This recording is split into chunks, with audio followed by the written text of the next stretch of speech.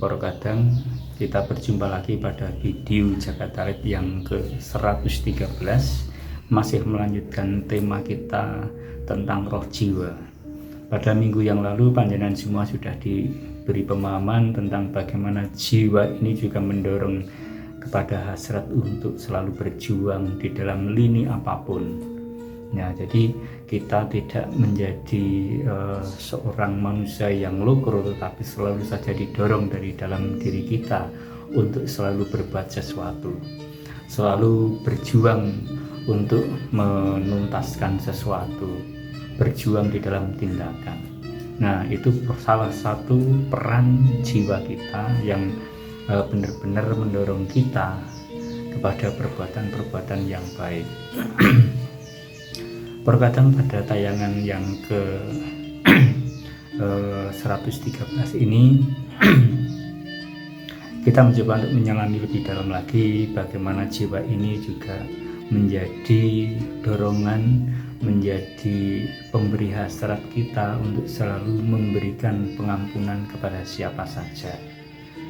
Nah, jadi kadang kadangkala kehidupan di tengah hiruk pikuknya situasi saat ini, kadangkala kita tidak luput dari bertemunya dengan seseorang dan akhirnya menjadi perselisihan dan akhirnya mungkin dianggap itu menjadi musuh karena saling menghujat, saling merugikan, atau bisa juga lebih daripada itu.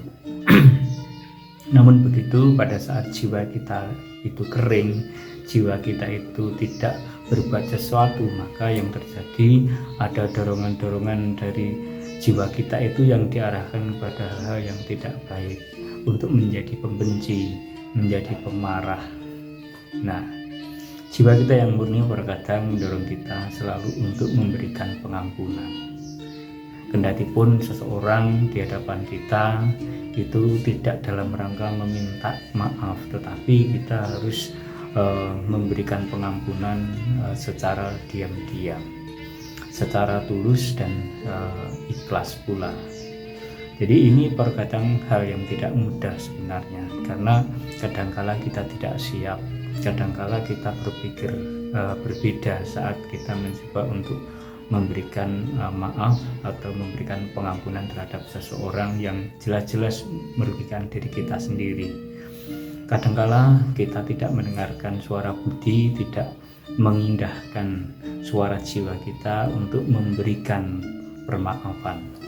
Kita lebih mengandalkan pikiran kita lebih mengandalkan omongan orang lain, sehingga malah justru kehidupan kita itu memelihara rasa dendam. Nah, memelihara rasa dendam ini akhirnya menuntun kita pada perbuatan-perbuatan yang kurang baik.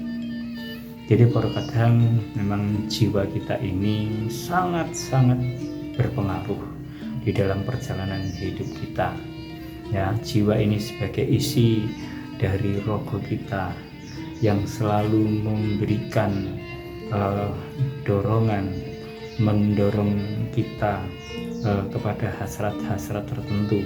Tentu saja jika jiwa itu adalah jiwa murni yang memang berasal dari kehendaknya.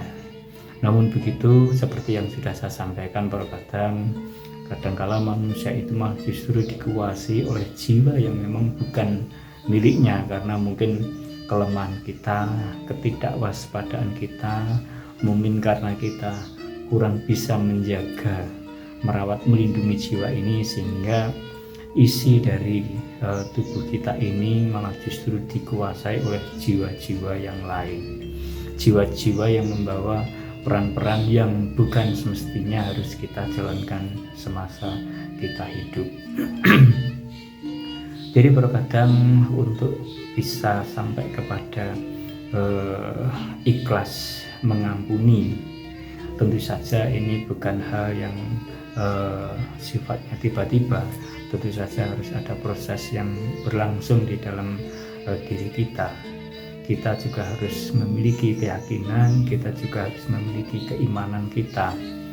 Nah, dari situ memang ada dorongan-dorongan untuk memberikan, untuk berpeduli terhadap orang-orang yang katakanlah memang orang tersebut tidak tahu apa yang sedang ia perbuat. Kadangkala kita selalu menghakimi, selalu menuduh, selalu menilai, atau selalu berprasangka yang tidak baik. Nah, disinilah peran jiwa kita menuntun kita untuk mencoba untuk membenahi, memperbarui orang lain dengan cara mendahului untuk mengampuni, supaya pikiran hati kita itu tidak diselimuti oleh rasa dendam, sehingga kita tidak menghindar, tapi malah justru ingin mendekat, ingin berbuat sesuatu untuk menolongnya. Nah, jadi ini peran yang luar biasa dari jiwa itu sendiri yang membuat diri kita ini menjadi memiliki jiwa-jiwa yang baik. Tentu saja dengan seringnya kita memberikan pengampunan terhadap orang lain, maka hukum timbal balik dari alam semesta ini, kita juga tentunya juga akan mendapatkan perlakuan sama dari orang lain pula. Karena kadangkala pada saat kita itu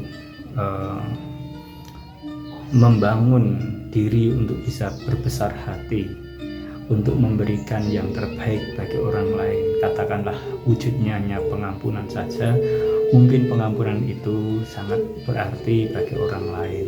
Ya, kadangkala kita juga masih merasa tidak siap, ya, karena begitu dalamnya benturan permasalahan yang diakibatkan oleh perselisihan.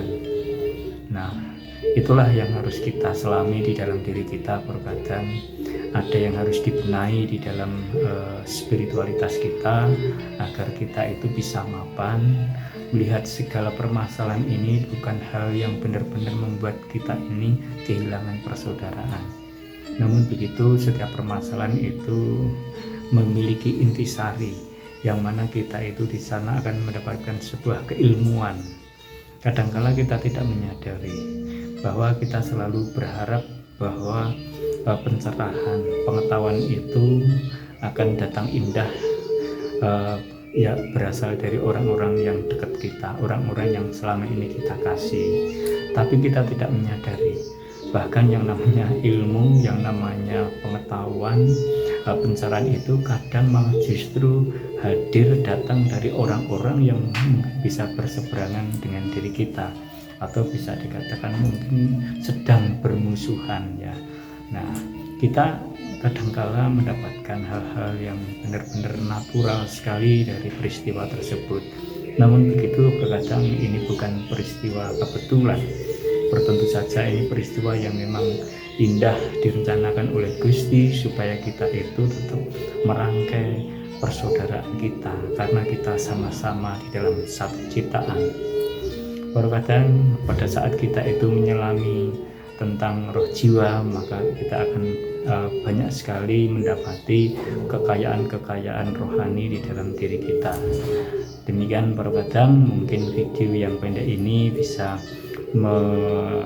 meneguhkan keimanan kita, sehingga panjenengan memiliki kerinduan terhadap Gusti yang selama ini menaungi panjenengan dan memberikan berkah apapun yang selama ini sudah berjalan dengan baik. Saya hanya berpesan terkadang saat kita mengenali diri sendiri lewat zakat talit, maka kita akan tersambung dengan jiwa kita. Jiwa kita yang baik tentu saja jiwa yang selalu mendorong kita untuk memberikan pengampunan kepada siapa saja, walaupun orang lain itu tidak sedang meminta permohonan maaf. Inilah kemurnian kita, inilah karakter, dan inilah citra dari Gusti kita yang selama ini kita imani. Demikian terkadang, semoga tayangan yang pendek ini bisa meneguhkan panjenengan dan semakin mencintai kehidupan panjenengan sendiri, sehingga panjenengan bisa mengerti tentang panjenengan sendiri, mengenai jati diri panjenengan. Matur nuwun, kita berjumpa lagi pada tayangan-tayangan video yang akan datang. Rahayu.